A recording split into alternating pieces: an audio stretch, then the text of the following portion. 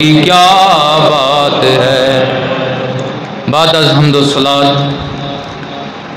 زیب و زینت مسند صدارت صاحبزادہ سید حسن شاہ صاحب کاظمی، میرے ہر دل عزیز بزرگوں ساتھیوں تمام کو بندہ نچیز سلام محبت پیش کرتا ہے، مالک کے حضور التجا کرتا ہے اللہ لم یزل آپ کا آنا مل بیٹھنا اپنی بارگاہ میں مقبول و منظور فرمائے، اور ان گھڑیوں کا صدقہ اللہ کریم ہماری دنیا و آخرت آسان فرمائے۔ آپ سب مجھ سمیت مبارکباد کے مستحق ہیں کہ اللہ کریم نے ہمیں ماہ مقدس رمضان المبارک کا مہینہ عطا فرمایا، اور ہمارے ہی بچوں نے، آپ کے ہی بھائیوں نے، آپ کے ہی پیاروں نے، حافظ ہارون صاحب نے آپ کی جامعہ مسجد کے اندر مکمل قرآن پاک سنانے کی سعادت حاصل کی۔ چونکہ پرفتن دور ہے، ہر بندہ آسانی کی طرف مائل ہے، اکثر مساجد کے اندر صورتیں ہی پڑھی گئی ہیں۔ یہ اللہ کا فضل ہے کہ آپ کی جامعہ مسجد کے اندر اس رمضان مبارک میں بھی اللہ کے قرآن کی مکمل تلاوت کی گئی ہے۔ دعا کریں اللہ کریم اس کو اپنی بارگاہ میں قبول و منظور فرمائے، اللہ کریم ہمیں عمل کی توفیق عطا فرمائے، جذبہ دین عطا فرمائے۔ حضرات گرامی قدر، عظمت قرآن اور قرآن کے ساتھ نسبت حاصل کرنے والوں کی عظمت کے متعلق چند باتیں گزارش کرنی ہے۔ اللہ ہمیں عظمت قرآن اور قرآن کے خدمت گزاروں کی عظمت سمجھنے کی توفیق عطا فرمائے۔ حال کے کائنات ارشاد فرماتا ہے ذالک الکتاب، یہ ذالک اس میں اشارہ ہے، اور عربی کے اصول کے مطابق یہ اس جگہ پہ آتا ہے جب مقصود ہو کہ مشار علیہ جس کی طرف اشارہ کیا جا رہا ہے وہ کوئی عام چیز نہیں ہے، وہ بڑی عظمت کی حامل چیز ہے۔ رب فرماتا ہے ذالک الکتاب، یہ اس میں اشارہ کس کی طرف ہے؟ اس قرآن کی طرف ہے جسے اللہ نے اپنے محبوب کے سینہ اقدس پہ نازل کیا۔ رب فرماتا ہے یہ جو کتاب ہے عظمت والی کتاب، کون سی کتاب؟ عظمت والی کتاب، لا ریب فیہ، کتابیں بندے لکھتے ہیں، کتابیں بندے پڑھتے ہیں، کتابیں چھپوائی جاتی ہیں، کتابوں کے پہلے ورقے پہ ہی لکھ دیا جاتا ہے یا آخری ورقے پہ لکھ دیا جاتا ہے۔ اس میں اگر کوئی شک رہ جائے، اگر کوئی کمی رہ جائے تو یہ ہمارا رابطہ نمبر ہے، ہمارے ساتھ رابطہ کریں، ہم اپنی کمی کو، ہم شک کو دور کریں گے۔ لیکن یہ واحد پورا امتیاز ہے اللہ کی کتاب کا، قرآن حکیم کا، مسلمانوں کی کتاب کا۔ قرآن شروع بعد میں ہو رہا ہے، اللہ پہلے اعلان فرما رہا ہے یہ جو کتاب آ رہی ہے اس میں شک کوئی نہیں ہے، اس میں شک کوئی نہیں ہے۔ اور یہ اس بات کی طرف اشارہ ہے کیوں قرآن بھیجنے والا رب ہے، قرآن لانے والا جبریل ہے، قرآن جس کی طرف آیا، جس نے امت کی طرف پہنچایا، وہ امام الانبیاء ہمارے نبی کی ذات ہے۔ اب اتنی ذاتیں درمیان میں آ جائیں، مثال کے طور پر ایک بندہ کتاب لکھتا ہے، ایک بندہ کتاب چھاپتا ہے، ایک بندہ کتاب پھیلاتا ہے۔ اب شک ہے یا لکھنے والے نے غلطی کی ہے، یا چھاپنے والے نے غلطی کی ہے، یا جو پھیلا رہا ہے اس نے غلطی کی ہے۔ یہاں پہ لا ریب فیہ کہہ کر ہر اس شک کو دور کر دیا اور بتا دیا جس رب نے کلام بھیجا ہے اس میں بھی شک نہیں ہے، جو جبریل لے کر آیا ہے اس میں بھی شک نہیں ہے، اور جس کی طرف آیا ہے اگر اس کی بات آ جائے، ابو جہل جیسے لائن بھی کہتے ہیں محمد انت امین انت صادق، محمد آپ امین بھی ہیں, آپ سچے بھی ہیں, آپ کی امانت میں بھی کوئی شک نہیں, آپ کی صداقت میں بھی کوئی شک نہیں ہے. اللہ اکبر. اپنے تو رہ گئے اپنے, میرے نبی کی امانت کو, میرے نبی کی دیانت کو مکے کے کافروں نے بھی مانا تھا. کہیں سبحان اللہ. نبی بھی بے شک ہے. اب ذالک الکتاب, قرآن عظمت والی کتاب ہے. آسمانی کتابیں جو مین ہے وہ 4 ہیں. کتنی ہیں؟ سارے بولے کتنی کتابیں ہیں؟ نمبر 1 تورات, نمبر 2 زبور, نمبر 3 انجیل, نمبر 4 اللہ کا قرآن. کتنی کتابیں ہیں؟ یہ آسمانی کتابیں ہیں.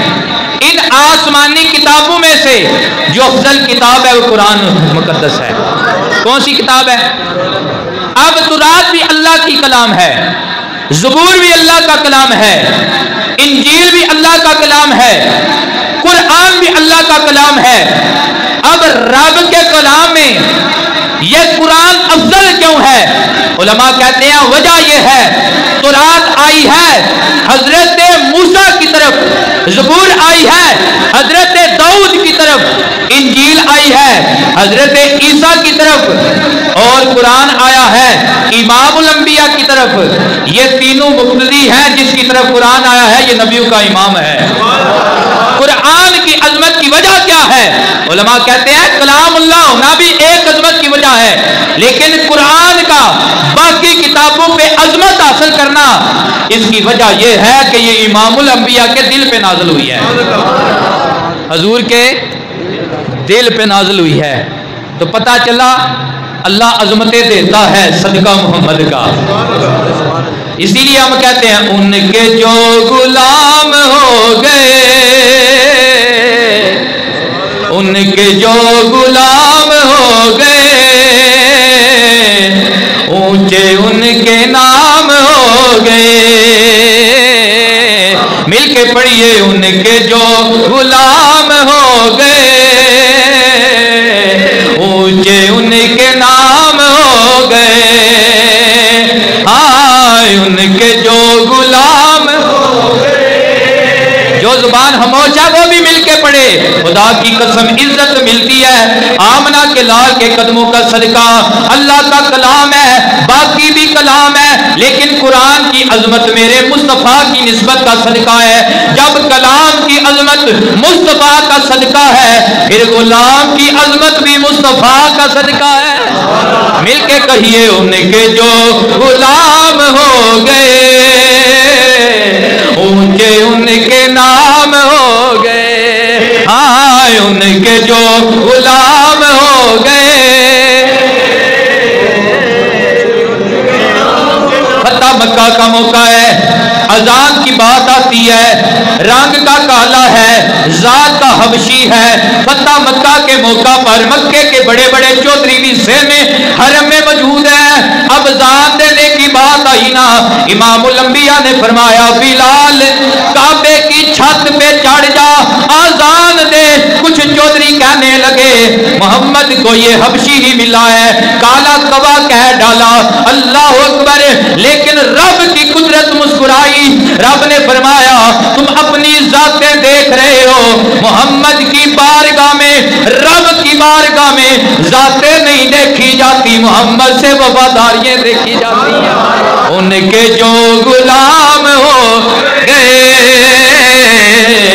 اونچے ان کے نام ہو گئے. پڑھ لیجئے ان کے جو غلام ہو گئے. صحابہ کرام کی مجلس لگتی ہے, حضرت عمر کا زمانہ مبارک ہے. بتانا یہ چاہتا ہوں جس کی میرے محمد کے قرآن سے نسبت ہو جائے اسے عام ملا یا مولوی نہ سمجھنا. عظمت کیا ہے, حضرت عمر پاک کا دربار لگتا ہے. دربار میں بڑے صحابہ بھی آتے ہیں. ایک چھوٹی عمر والا صحابی ہے, میرے چچا کا بیٹا, میرے نبی کے چچا کا بیٹا ہے, نام عبداللہ بن عباس ہے. جب اسے بٹھانے کی بات آتی ہے, حضرت عمر پاک انہیں پہلی سیٹ پہ بٹھاتے ہیں. بڑے صحابہ نے اعتراض کیا, امیر المومنین وجہ کیا ہے, آپ اس بچے کو اپنے قریب بڑی مسند پہ بٹھاتے ہیں۔ امیر المومنین نے فرمایا وجہ ایک ہی ہے، یہ میرے مصطفیٰ کے قلب پہ نازل ہونے والے قرآن کا عالم ہے۔ ان کے جو غلام ہو گئے، پڑھ لیجئے، ان کے جو غلام گئے اونچے ان کے نام ہو گئے۔ قرآن پڑھنے والے کو یہ مسیطڑ کہہ کرے حقیر نہ جاننا، یہ جس کے سینے میں قرآن ہے اللہ والے کہتے ہیں یہ ہر کسی کے سینے میں نہیں سماتا ہے، یہ اسی کے سینے میں قرآن آتا ہے جس کے سینے پہ آمنہ کے لال کا ہاتھ لگ جاتا ہے۔ ان کے جو غلام اونچے ان کے نام ہو گئے، جی ان کے جو غلام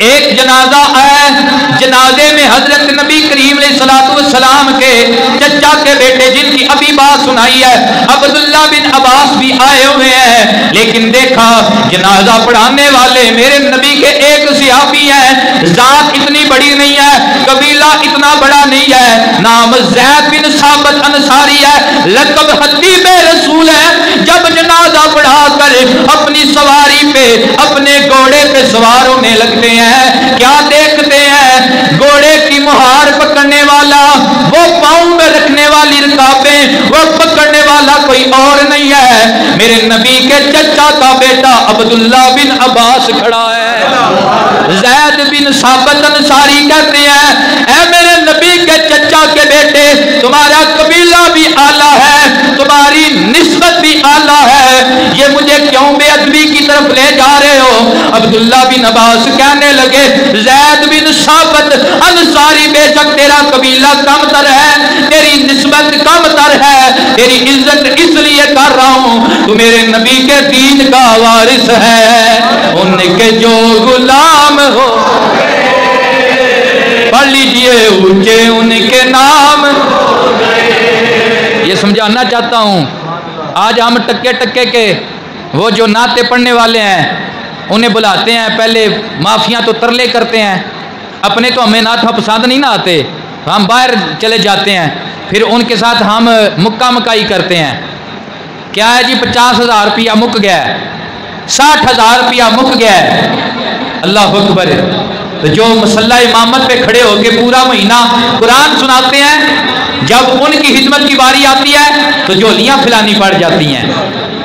یہ ہمارے ایمان کی حالت ہے، جولیاں پھلانی پڑ جاتی ہیں، انہیں جب دینے کی باری آتی ہے اوپر بھی پھینکے جاتے ہیں، ویسے بھی دیے جاتے ہیں۔ تو یہ ہم نے دین کا معیار بنا لیا ہے، لیکن سمجھے دین کا معیار کیا ہے، قرآن پڑھنے والوں کی عظمت کیا ہے۔ میرے نبی کے صحابی حضرت عثمان غنی رضی اللہ تعالیٰ عنہ آپ روایت فرمانے والے ہیں، امام الانبیاء صلی اللہ علیہ وآلہ وسلم نے فرمایا خیرکم من تعلم القرآن وعلمہ، تم میں سے بہتر وہ نہیں ہے جس کے پاس مال زیادہ ہے، جس کی جائیداد زیادہ ہے، جس کا قبیلہ بڑا ہے، جس کی اولاد زیادہ ہے، جس کا عہدہ بڑا ہے۔ یا رسول اللہ وہ بہتر کون ہے؟ امام الانبیاء سند دے رہے ہیں، حضور نے فرمایا تم میں سے افضل و اکرم عزت کے لائق وہ بندہ ہے جو چٹائی کے پہ بیٹھ کر یا تو اللہ کا قرآن پڑھاتا ہے یا قرآن پڑھتا ہے۔ ان کے جو غلام ہو اونچے ان کے نام ہو گئے، ہاں ان کے جو غلام ہو گئے۔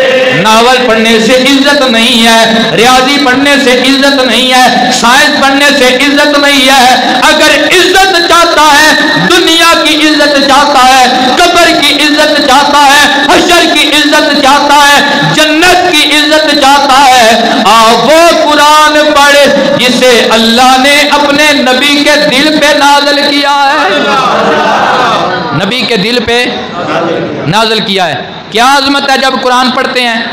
امام الانبیاء صلی اللہ علیہ وآلہ وسلم نے فرمایا جو بندہ قرآن حفظ کرے اس سے عمل کمائے گا، جب جنت جائے گا، جنت تو جائے گا जन्नत तो जाएगा।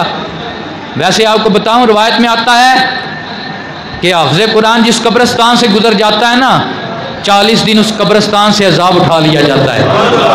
या जिसके कदमों का ये सदका है कि मुअज़्ज़ब कब्रों से अजाब उठा लिया जाता है, वो खुद जन्नत नहीं जाएगा।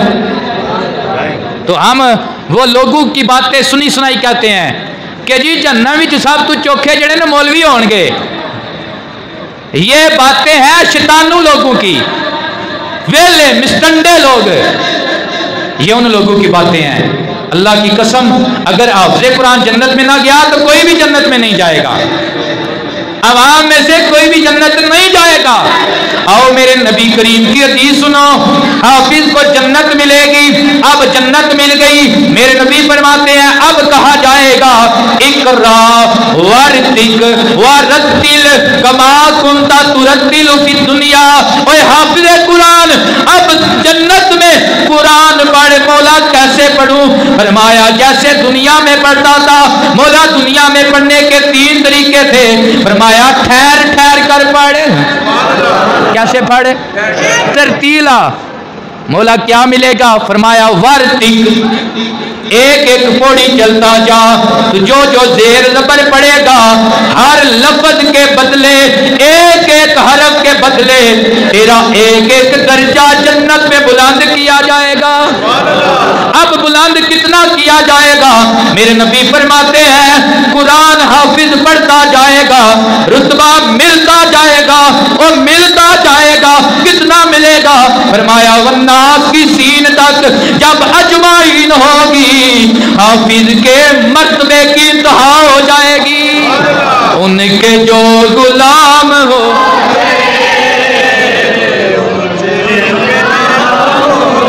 ला इलाहा इल्लल्लाह। दुआ करें अल्लाह माफ़ी ता फरमाए। ये बिजलियों का कड़कना, ये वबाएं, ये बलाएं हमारे ऊपर टूट जो रही हैं, मुसीबतें आ रही हैं, इसी वजह से हैं। ये आपको भी पता है कि पूरे महीने की हालत क्या थी मस्जिद में, और मुझे भी पता है क्या हालत थी। तो अभी भी वक्त है। आंदे ने सुबह का भुलिया शामी आ जाए तो भुलिया नहीं आता। उन्होंने भुलिया नहीं आखीदा कि अल्लाह की बारगाह बड़ी बेनियाज है, वो माफ़ फरमान वाला है। और अपने अल्फाज की कदर करें और ये अल्लाह का शुक्र अदा करें कि अल्लाह ने तुम्हारे गाँव में, तुम्हारे बच्चों में अल्लाह करीम ने कुरान की नेमत रखी है। और अपनी औलादों को, जैसे आपका मदरसा तामीर हो रहा है, इधर बच्चियों का मदरसा है, वहाँ भी अपनी बच्चियों को तालीम के लिए भेजें। इसी तरह आपका दीनी मदरसा तामीर हो रहा है, दुनिया से चले जाना है, दुआ मांगे अल्लाह औलाद दे, तो हम औलाद को पहले दीन का हाफिज बनाएंगे। सुने क्या मिलेगा? ये मैं बात खत्म करने लगा हूँ, बयानी तैयार है, बात खत्म करने लगा। मेरे नबी ने इरशाद फरमाया जिसने इस गए गुजरे दौर में भी अपने बच्चों को दीन की तरफ लगाया, कुरान का हाफिज बनाया, आका इरशाद फरमाते हैं उलबिसा वालिदाहु ताजई यौमल क़ियामती दुआहु अहसन मिन दुई शम्से। हुजूर फरमाते हैं उसके वालिदैन को वो ताज पहनाया जाएगा जिसकी रोशनी दुनिया के सूरज से भी ज्यादा होगी। किसको पहनाया जाएगा? जो अपने बच्चों को दीन की तरफ लगाएगा, जो अपनी औलाद को दीन की तरफ लगाएगा। और ये जो दीन पढ़ने वाले अजमत क्या, मेरे नबी शाह फरमाता है जब ये चलते हैं जिब्रील इनके कदमों के नीचे अपने पैर बिछाते हैं, अल्लाह के फरिश्ते इनके कदमों के नीचे पैर बिछाते हैं। ये अजमत है उन लोगों की जो दीन के राही हैं, दीन के तालिब इल्म हैं। और मेरे नबी ने इरशाद फरमाया कुन आलिमन औ मुतअल्लिमन, 2 चीजें हासिल कर, या तो कुरान पढ़ने वाला बन जा या कुरान पढ़ाने वाला बन जा, इनके अलावा कुछ और ना बनना, कुछ और ना बनना। और आखिरी हदीस हुजूर ने फरमाया अद्दिबु औलादकुम अला सलासति हिसाल हुब्बी नबीकुम व हुब्बी अहली बैतिही व तिलावतिल कुरान। मेरे नबी इरशाद फरमाते हैं अल्लाह जब औलाद दे तो 3 चीजें सिखाओ। कितनी चीजें सिखाओ? सारे बोलें 3 चीजें सिखाओ। पहली चीज क्या है? हुब्बे नबीकुम, अपने नबी की मोहब्बत सिखाओ, अपने नबी की मोहब्बत सिखाओ। वह हुब्बी अहली बैतिही, नबी करीम अलैहिस्सलातु वस्सलाम की आल की मोहब्बत सिखाओ, हुजूर का जो खून है उनका अदब सिखाओ। व तिलावतिल कुरान, नंबर 3 कुरान सिखाओ। क्या सिखाओ? अब कुरान को तीसरे दर्जे पे रखा गया। پہلے محبت نبی